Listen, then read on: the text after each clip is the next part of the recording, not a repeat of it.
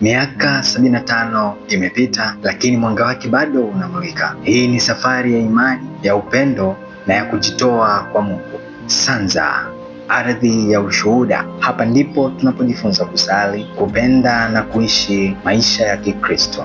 Katika kila safari ya imani, Mungu huinua viongozi wake kusema kwa niaba ya watu wake. Ni sauti ya mchungaji wetu Padre Fidelis Masawe inayotualika kusimama pamoja kama familia ya waamini.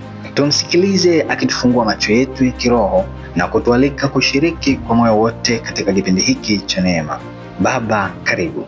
Ndugu zangu, mambo ya jubilei yamepamba moto kabisa. Yamepamba moto kama Wagogo wanavyosema, mambo maswano. Ni maswano kabisa, ni mazuri. Na jubilei yetu tuna mambo mbalimbali ambayo tutafanya kama wanaparokia. Tumeanza ujenzi wa kanisa jipya, linaendelea. Tutaanza ujenzi wa nyumba ya mapadre pia, kutembelea familia, semina mbalimbali za kiroho, maisha ya kiroho, ndoa za pamoja kwa waumini wetu na wanaparokia wetu. Na hivyo tunaamini kabisa na tunamkabidhi Mungu jubilei yetu ya miaka 75 ambayo katika parokia haijawahi kutokea. Miaka 50 haijawahi kutokea. Sasa tuna miaka 75. Jubilei Sanza na yaweza yote katika yeye anitiaye nguvu. Asante. Karibu uandike jina lako katika historia ya jubilei yetu.